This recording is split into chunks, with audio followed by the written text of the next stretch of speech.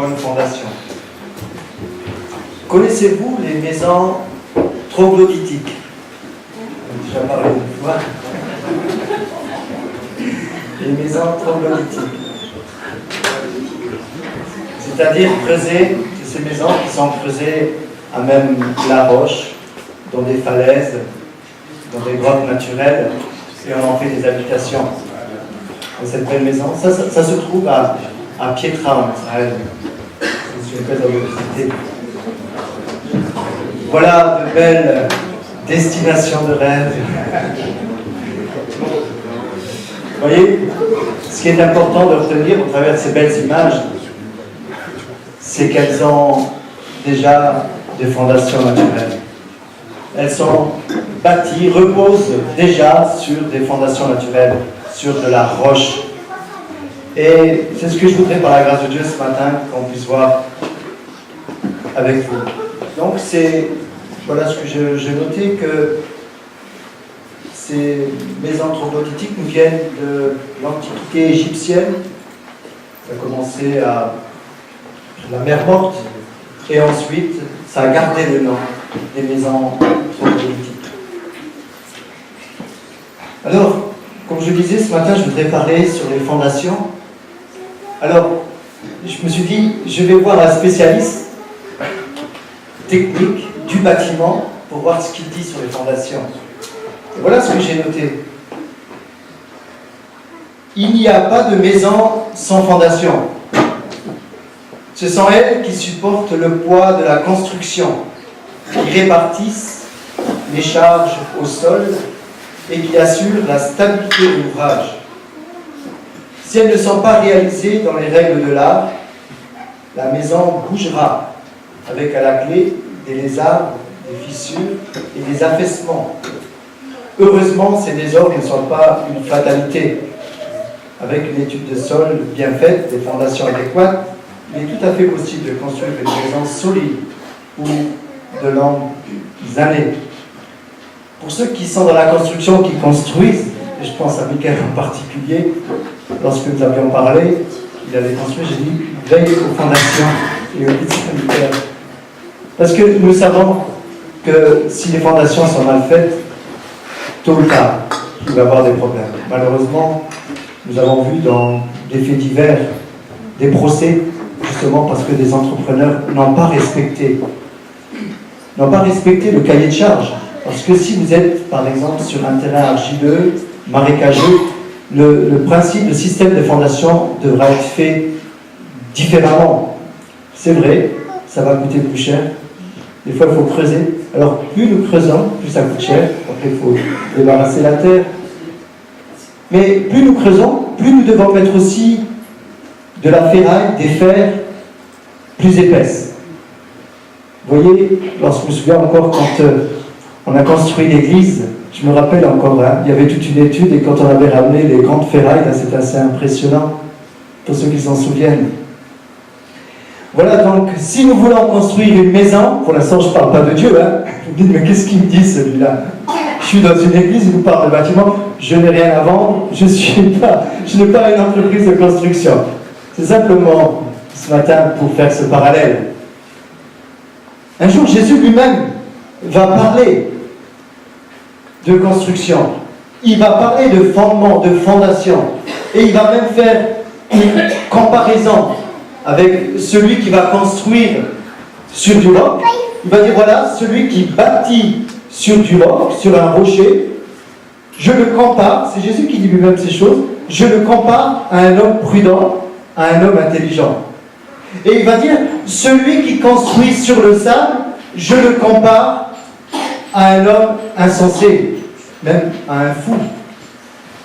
Et je crois que lorsque nous avons vu ces photos, nous croyons et nous savons l'importance des fondations. Et c'est ce que Jésus va dire. Alors si vous voulez bien, nous allons lire un premier passage dans l'évangile de Matthieu, au chapitre 7, le verset 24. Matthieu 7, verset 24.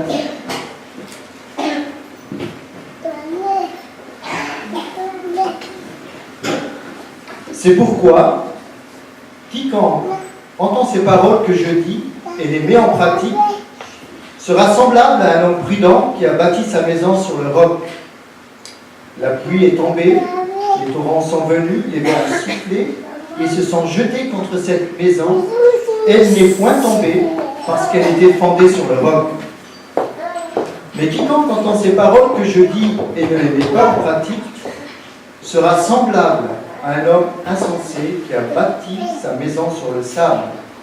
La pluie est tombée, les torrents sont venus, les vents ont soufflé et ont battu cette maison.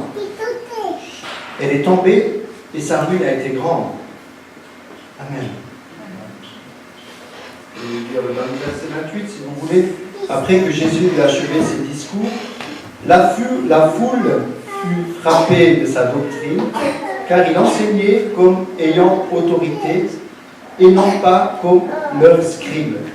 Chapitre 8, il n'a pas mis Alexandre, mais c'est pas grave. Lorsque Jésus fut descendu de la montagne. Amen. Pourquoi j'ai lu ce verset? C'était pas sur les feuilles parce que c'est ce matin dans la prière que j'ai réalisé cela. Lorsque Jésus fut descendu de la montagne. Vous connaissez sans doute le sermon sur la montagne, les béatitudes. C'est dans le même chapitre, ça commence à partir du chapitre 5. Du chapitre 5 au chapitre 7, il est question des béatitudes, d'un enseignement sur Jésus. Béatitude vient du latin beatus, qui veut dire heureux. Et Jésus va donner cet enseignement, je pense qu'il va durer peut-être plusieurs jours, je ne sais pas, mais en tout cas un certain temps. Et dans tout cet enseignement que Jésus va donner, il va conclure son enseignement par ce passage. En fait, il est en train de dire, Jésus, que celui qui écoute mon enseignement, pas seulement à la maison, parce que si on lit uniquement ce passage-là, on ne comprend pas. Je dirais que c'est la conclusion d'un ensemble. Et si vous permettez, je vous inviterai pour mieux comprendre à lire cela chez vous, de lire Matthieu, et principalement à partir du chapitre 5 jusqu'au chapitre 7. Alors, Matthieu, lorsque nous voyons l'évangile de Matthieu, il est question de la généalogie de Jésus, de la naissance, du baptême, et voilà qu'au chapitre 3, on va commencer avec le ministère de Jean-Baptiste. Et Jean-Baptiste va commencer son ministère en disant « Repentez-vous ». Et Jésus va reprendre ce message de Jean-Baptiste en appuyant ce message par ses enseignements aux béatitudes, en disant que l'importance de se repentir, l'importance de la mise en pratique va conclure une vie heureuse, une vie stable. Et il va comparer cela à une maison. Lorsque je parlais tout à l'heure des faits divers, mais lorsqu'il y a des catastrophes naturelles, par exemple, et que nous voyons des maisons avec des grandes lézardes, des grandes fissures apparaître, tout de suite il y a des procès, et la première chose qu'il faut, c'est de faire une étude des sols pour voir comment ont été faites les fondations, n'est-ce pas, Serge? Je confirme. Comment les fondations, et souvent il y a des recours en justice à cause de cela. Et Jésus va dire à la foule, voilà, votre vie est comme une maison. Si vous voulez une maison solide, il faut investir. Commencez par le début. On ne commence pas par le toit pour une maison, on commence par le début, par les fondations. C'est ce que Jésus va dire. Et il va dire, vous savez, il s'adresse à la foule, et il va leur dire que la vie n'est pas un long fleuve tranquille. Il va avoir des difficultés dans la vie. Il va avoir des tempêtes. Et il va dire, un peu comme la pluie qui va s'abattre sur votre maison. Moi, je sais une chose, c'est que quand j'ai construit, j'ai dit, je vais investir dans la charpente. Moi, je n'ai pas construit les fondations, on a fait ce qu'il fallait. Mais j'ai dit, je vais investir également dans la toiture, parce que la nature elle est en train de se dérégler de plus en plus. Et lorsqu'il y a la grêle qui tape et les tempêtes, je ne veux pas que ça s'arrache. Donc, j'ai été prévoyant, j'ai dit, lorsque la pluie va s'abattre, et des fois c'est arrivé, et je dors tranquille. Parce que je sais que j'ai bien investi là où il fallait. Là, toiture est importante. Je dirais, toute partie de maison est importante. Mais la partie, il me semble, la plus importante commence par la racine. Et donc Jésus va dire, il y a la pluie qui va venir. Il y a le torrent qui va venir. Il y a la tempête. Cela veut dire que nous allons tous être exposés aux épreuves de la vie. Il y a la tempête qui va s'abattre tôt ou tard sur nous. Et Jésus est en train d'enseigner la foule en leur disant, mais si vous n'avez pas de base solide, lorsque la tempête va venir, comment allez-vous réagir? Je le disais hier encore, et désolé pour mes enfants, mais souvent je leur apprends une chose. Comment réagissez-vous dans l'épreuve? Comment réagissez-vous face à un imprévu? Comment faites-vous? Voilà, il y a quelque chose qui n'était pas prévu. Est-ce que tu commences à péter les plans, comme disent les jeunes? Est-ce que tu commences à vouloir lapider Moïse, comme dans le désert, parce qu'il y a un problème, parce qu'ils n'ont pas mangé, parce qu'ils ont soif? Comment réagissons-nous lorsque l'épreuve est là? Lorsqu'il y a des tempêtes qui s'abattent sur nous, cherchons pas à mettre la faute sur les autres. Ne cherchons pas à mettre la faute sur que ce soit sur les conducteurs ou autres, ou sur l'église, ou que sais-je. Il est question, la construction c'est quelque chose de solennel. Si nos vies ne sont pas ancrées sur des choses solides, lorsque la tempête va venir, ce sera à nous de faire face. Bien sûr, nous bénissons Dieu pour la communion fraternelle, les frères et sœurs, pour les serviteurs de Dieu. Mais lorsque nous sommes seuls face à un problème, et je me souviens encore de l'épreuve que nous avons traversée avec mon épouse, je me suis retrouvé face, je ne peux pas commencer à incriminer qui que ce soit.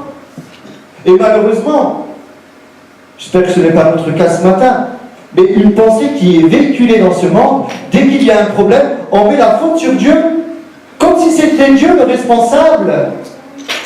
J'aimerais dire que Dieu est amour. Cet enseignement de Jésus sur la montagne, c'est un enseignement qui est destiné à nous rendre heureux. Et Jésus veut une chose, et il va le dire plus tard, je suis venu afin que mes brebis aient la vie et qu'elles soient dans l'abondance. Vous pensez que c'est Dieu qui va vous envoyer la maladie? Vous pensez que c'est Dieu qui va vous envoyer des malheurs pour vous faire grandir? Souvent, malheureusement, nous prenons des passages de l'Ancien Testament que nous mettons aujourd'hui. Faisons attention, Dieu nous aime. N'oublions pas une chose, c'est que le diable est le père du mensonge. Et un des plus grands mensonges, c'est de mettre la faute sur Dieu. Et ça, je veux encore le souligner ce matin. Mais je voudrais aller plus loin ce matin. Alors, nous avons aujourd'hui un grand privilège, c'est de posséder la parole de Dieu, la Bible. C'est vraiment un cadeau de Dieu pour chacun d'entre nous. Dans cette parole, il y a tous les éléments pour une bonne construction d'une maison. Et on a retrouvé dans ces grottes à Qumran, vous voyez ces grottes, nous avons le privilège de visiter cet endroit en Israël. Dans ces grottes à Qumran, on a retrouvé des parchemins, écoutez bien, c'était en 1948, je crois, cette découverte. On a retrouvé des parchemins datant 1000 ans plus anciens de ceux que nous possédions, qui ont authentifié la parole de Dieu. Ce que nous avions, par exemple, le livre d'Ésaïe, en entier, il a été retrouvé, le rouleau du livre, et nous l'avons vu dans le musée des Esséniens en Israël. Et donc, nous retrouvons dans cette grotte l'authenticité de la parole de Dieu. La parole de Dieu est le fondement de la vérité, mais doit être également le fondement dans nos vies.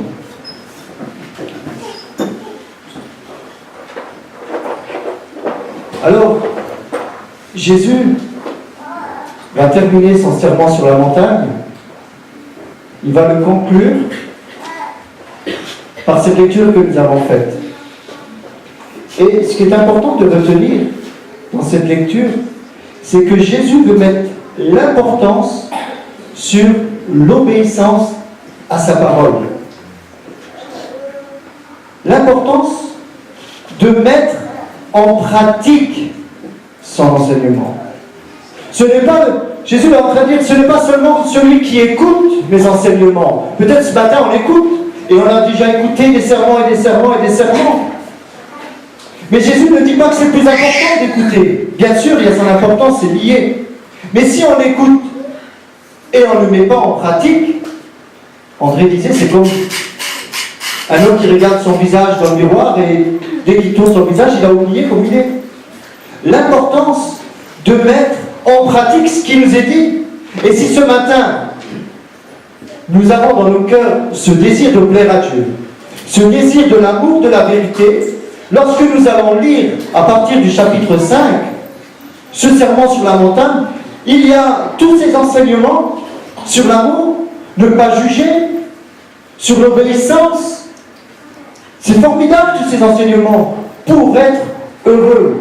Et ensuite, il termine, il conclut en disant, c'est celui qui met en pratique.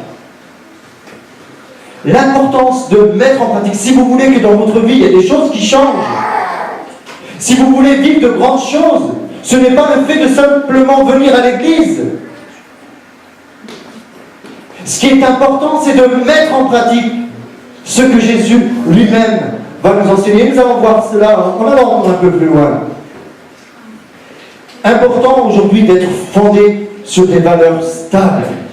Souvent, il y a, on le voit, une influence aujourd'hui médiatique où on veut faire rentrer la société, on veut nous faire rentrer dans un certain moule, tous dans la même façon de penser. On ne croit plus aux miracles. On ridiculise même les miracles que Dieu a fait. Oui, ça c'était des histoires.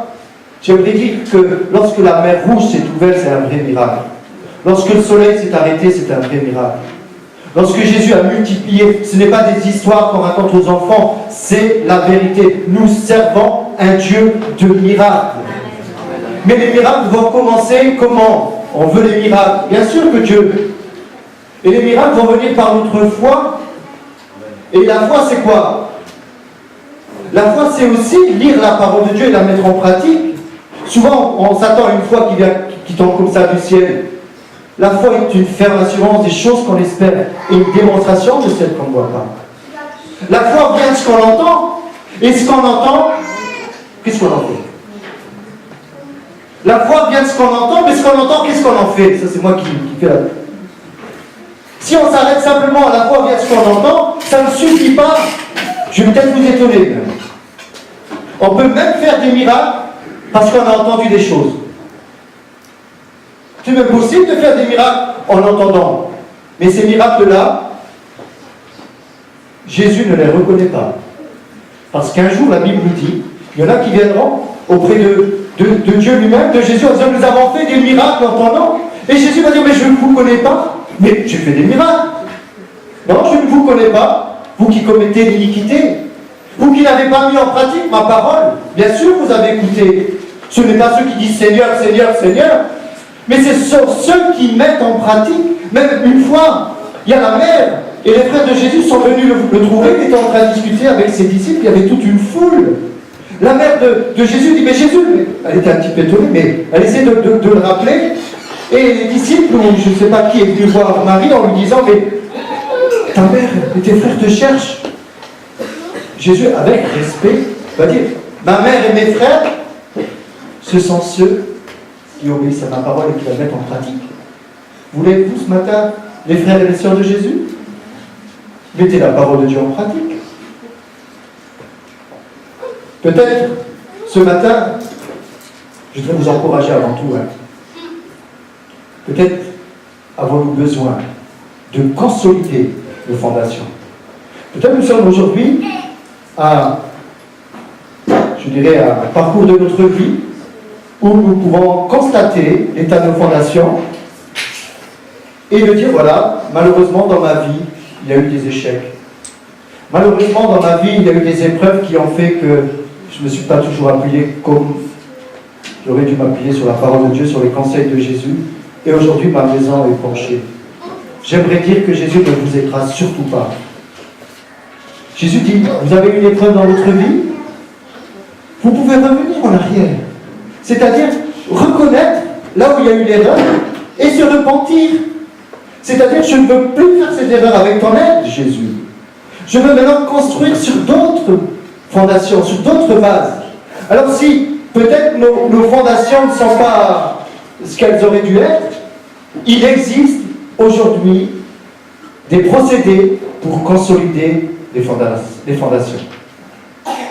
Croyez pas. La tour de Pise. Vous voyez la tour de Pise? Elle est un bel exemple de ce que l'on peut consolider des fondations.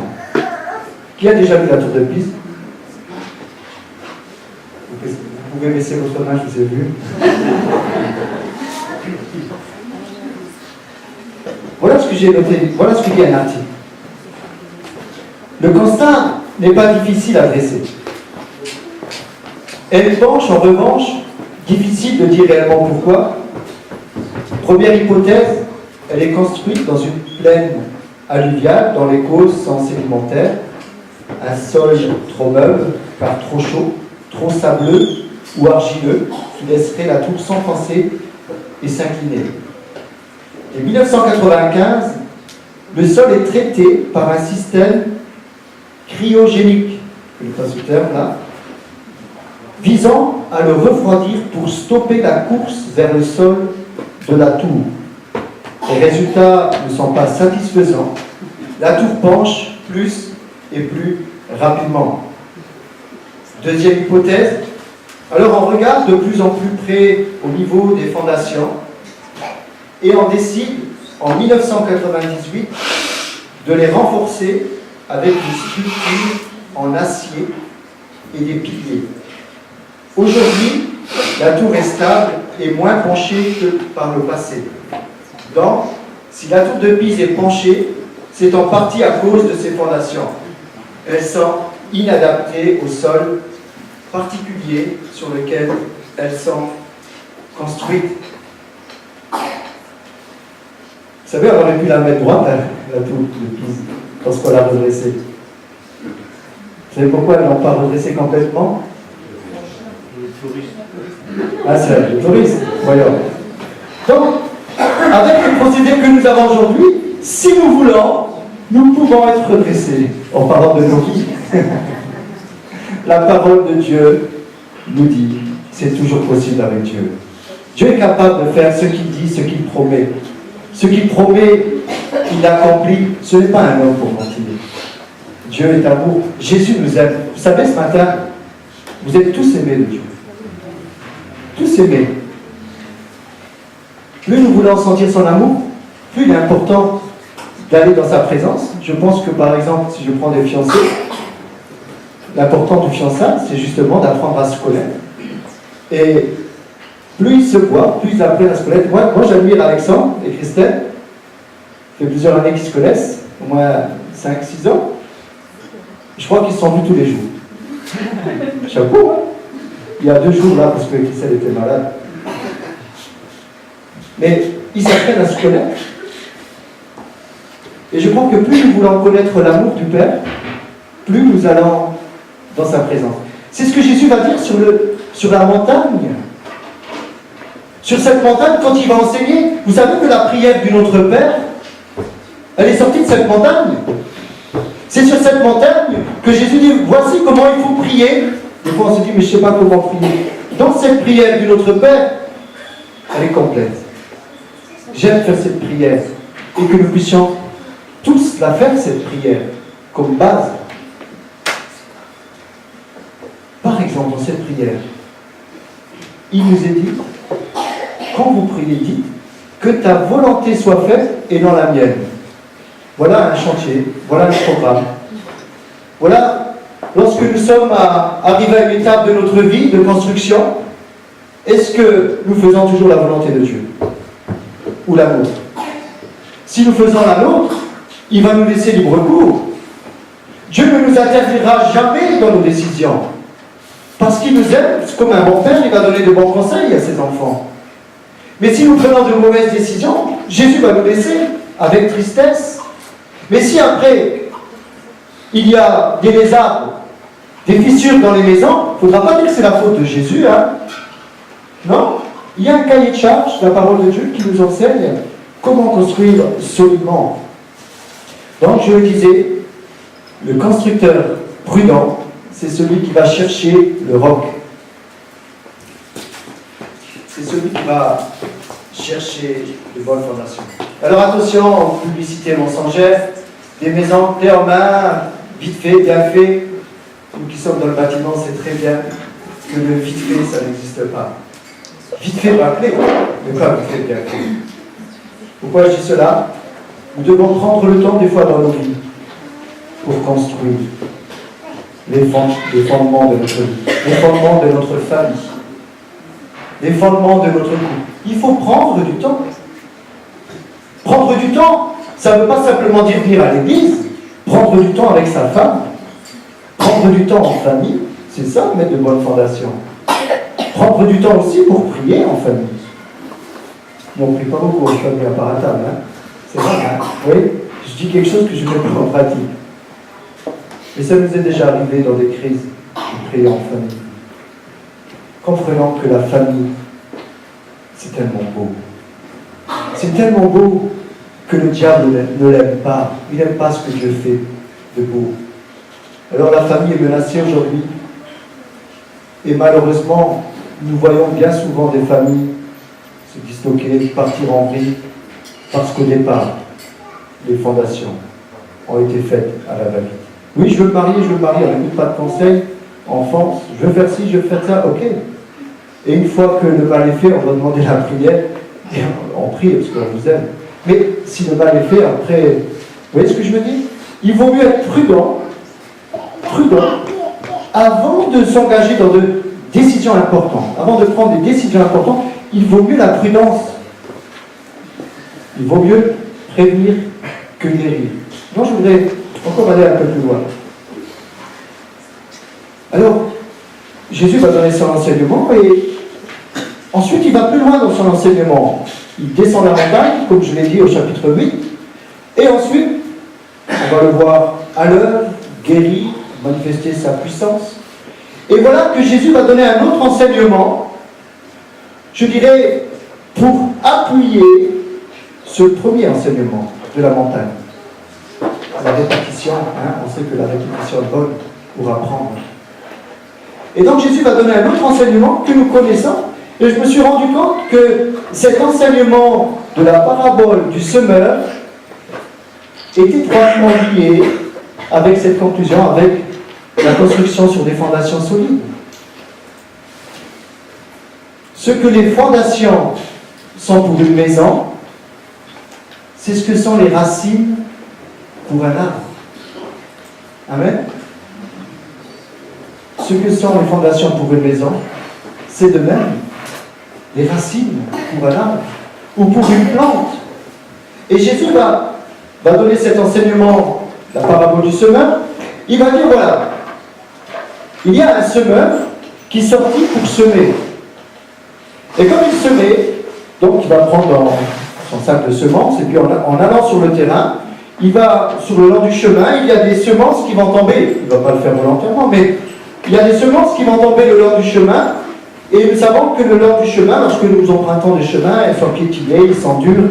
Et nous savons que malheureusement, la semence ne va pas pouvoir pénétrer parce que le sol ne s'y prête pas. Hein? Je pense que ça, on le sait tous. Ensuite, il va faire des parallèles. Et il va dire il va parler de 4 terrains. Et ces 4 terrains, il va dire, c'est comme 4 dispositions de cœur, 4 qualités de cœur. Il va dire, le premier cœur, on pourrait dire, c'est le long du chemin. Alors, le long du chemin, c'est quoi? C'est que la semence, elle est mise, mais comme on ne la comprend pas, le malin, le diable, l'oiseau, le proie, il vient et il prend, parce qu'on ne la comprend pas. Et pourquoi on ne la comprend pas? Je me suis posé la question ce matin. Pourquoi on ne la comprend pas? Juste avant, Jésus va dire pourquoi. Parce que certains ne veulent pas la comprendre. Ils ont endurci leurs oreilles, ils ont fermé leur cœur. Et si nous fermons notre cœur, nous ne pouvons pas comprendre. Donc il va dire, voilà, première qualité de terrain, c'est le long du chemin. Ensuite, il y a les endroits pierreux. Dans les endroits pierreux, nous savons que la semence ne va pas pouvoir pénétrer parce que le sol n'est pas assez profond. Et il va dire que ce parallèle que Jésus va faire, c'est de dire que les endroits pierreux, c'est comme lorsque il y a la persécution qui vient à cause de la parole. Donc, d'abord, on reçoit la parole avec joie. Et voilà qu'il y a une persécution. On doit se positionner pour Jésus. On doit rendre témoignage dans notre famille, dans notre entourage qu'on appartient à Jésus. On commence à être persécuté. Lorsqu'on entend que nous sommes des enfants de Dieu, on commence à être persécuté. Et Jésus dit, voilà, à cause des tribulations, à cause des persécutions, il n'y a pas de racine. Il n'y a pas de persistance. Il n'y a pas de persévérance. Donc, la racine, elle ne peut pas descendre. Et malheureusement, c'est ce que nous voyons bien souvent dans l'Église. Des personnes venir vivre une bénédiction, et parce qu'ils n'ont pas voulu se repentir à un moment, ou lâcher, ou se remettre en question devant Dieu. Ils ont vu que Dieu bénissait, ils ont pris la bénédiction, ils sont partis avec. Et malheureusement, nous voyons que le diable, c'est ce qu'il fait. Il va persécuter. Et là, comme ils se disent, bon, voilà, allez, je vais ailleurs, et puis retourne dans les séductions, dans le monde. Jésus va parler maintenant des épines. Il va dire que les épines, c'est le souci de la vie, la séduction des richesses. C'est comme lorsque la semence est mise dans les épines. On vient à Dieu, on écoute sa parole, et voilà, on commence à calculer. Jésus dit, mais il faut lui abandonner toute notre vie. Parce que n'oublions pas que dans ce sermon sur la montagne, Jésus va parler des richesses. Et il va parler du royaume de Dieu. Il va dire, vous savez, les règles du royaume de Dieu, ce n'est pas les mêmes que le royaume terrestre. Sur ce royaume terrestre, pratiquement tout est bâti sur l'argent. Jésus va dire, non, sur le royaume de Dieu, c'est bâti sur l'amour. L'argent, ce n'est pas le plus important. On ne peut pas servir de maître. Tout cela est dans l'enseignement de Jésus. Et lorsqu'il nous vient avec cet enseignement des 4 terrains, il va dire, voilà, il y en a qui, leur racine, leur semence ne pourra pas pénétrer, elle va peut-être descendre un peu plus, mais voilà qu'il y a des soucis. Moi je suis jeune, je veux construire, je veux faire ci, je veux faire ça, encore des réunions de prière. Bon, je vais au culte au moins, comme ça je serai, excusez-moi, un chrétien du dimanche. Mais Dieu lui donne même le dimanche, hein. Est-ce que nous voulons aussi donner d'autres jours de la semaine à Dieu? Je vous invite, jeudi, il y a un réunion de témoignage. Venez nombreux, vous allez voir ce que les uns et les autres vivent au milieu de nous. Je plaisante avec cela, mais c'est vrai quelque part. On reconnaît ceux dont la semence est dans la bonne terre. Vous savez pourquoi? Parce que la bonne terre, c'est comme les bonnes fondations. Lorsque le vent va venir, les disciples, les enfants de Dieu, qui ont choisi de se donner à Jésus, lorsqu'il va y avoir la tempête, ils vont rester fermes. Amen. Ça ne veut pas dire que ça va être facile. Hein. Ça ne veut pas dire qu'il n'y a pas de souffrance. Parce que c'est par la souffrance qu'on apprend l'obéissance, dit Jésus. C'est pas parce qu'on est chrétien, parce qu'on est engagé qu'on ne va pas souffrir. Je crois même que c'est là que ça commence un peu plus. Parce que là, on commence à déranger l'ennemi de nos âmes. Donc, comprenons ce matin qu'il y a besoin de racines dans nos vies. Si vous voulez avoir une vie solide, que ce soit vous qui venez pour la première fois, ou ceux qui sont déjà engagés, j'aimerais dire, tôt ou tard, il va falloir choisir son terrain. Voulons-nous ce matin mettre en pratique la parole de Dieu? Mettre en pratique, ça veut dire non pas ma volonté, mais ta volonté. Des fois, ça nous coûte de faire notre volonté, de faire la volonté de Dieu. On préfère que ça nous coûte moins en faisant notre volonté. Tellement important pour avoir des vies réussies, pour avoir une belle maison. Vous savez, de l'extérieur, on peut prendre 2 maisons identiques de l'extérieur et on dit, wow, elles sont toutes les 2 belles. Mais avec les années, on va se rendre compte que c'est les intempéries qui vont démontrer ce qui est caché, c'est-à-dire les fondations. c'est l'épreuve. Alors ce matin, je vous encourage, vous qui passez par l'épreuve, de tenir ferme à la parole de Dieu. Amen. Et comme je le disais, s'il y a dans nos vies, il y a eu des échecs, des pannes, des épreuves, nous avons un Dieu d'amour qui nous accepte, les bras grands ouverts. Mais il y a pour cela un entrepreneur qui a décidé de nommer son entreprise Entreprise Repentance. Ça même pas. Quand on nous dit, quand la parole de Dieu nous dit, oui, mais celui qui veut vivre. Vous savez, il y a cette petite anecdote que j'aime bien. Je crois que c'était pendant la guerre, ou je ne sais plus exactement, mais qu'importe. Il y avait un jour une personne qui avait une rage dedans. Terrible. Elle avait tellement mal. Elle s'est dit, bon, elle a pris le boutin, elle dit, bon, il faut à tout prix que je trouve un dentiste. Et puis, comme elle avait peur des douleurs, il faut que je trouve un dentiste sans douleur. Alors, on lui donne le nom, c'est facile à trouver. Alors, elle va chez le dentiste sans douleur, et elle arrive avec sa rage dedans, et puis le dentiste, par ses moyens alliés, va réussir à lui extraire cette dent sans lui faire mal. Et ensuite, cette personne va repartir très contente parce qu'elle n'a pas souffert du dentiste, et c'est vrai que les dentistes, ça fait souffrir. Moi, je ne vais pas y aller. Et donc, elle retourne, toute contente qu'elle n'a pas souffert de sa femme, je ne sais pas, ses amis. Ah, ça va quand même mieux, on ne souffre pas. Et voilà que peu de temps après, la douleur a empiré. Ça a augmenté. Et voilà qu'elle commence à attraper un gros abcès. Et là, elle demande conseil, elle lui dit, elle va voir son ami, elle dit, mais vous avez été chez le dentiste sans douleur? Je lui dis, oui, parce que je ne voulais pas. Alors, elle dit, si vraiment vous voulez, là je connais une autre adresse d'un autre dentiste. Donc cette personne va aller chez le dentiste, chez cet autre dentiste. Et lorsque le dentiste va voir, il dit, ah, il ouvre la bouche, bon, avant c'est brosser les dents, il ouvre la bouche, et il dit, vous avez été chez le dentiste sans douleur.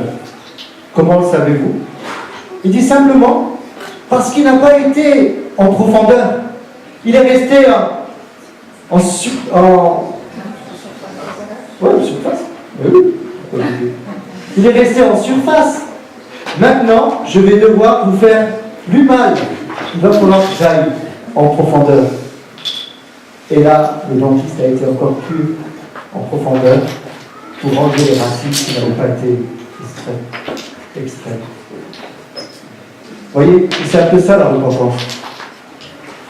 Lorsqu'on veut rester en surface, c'est toi qui as dit, lorsqu'on veut rester en surface, pour un temps, ça fonctionne. Pour un temps. Mais ensuite, malheureusement, lorsque on a besoin vraiment de s'en sortir et qu'on prend de vrais conseils basés sur la parole de Dieu, la Bible nous ramène toujours au point de départ, à la repentance. Alors, je terminerai simplement en disant que dans ces 4 qualités de terrain, ce qui est important de retenir, c'est que ce soit le long du chemin, dans les endroits pierreux, dans les endroits épineux, ou dans la bonne terre, dans la première partie, moi j'ai lu l'explication de la parabole, mais il faudrait lire avant, hein.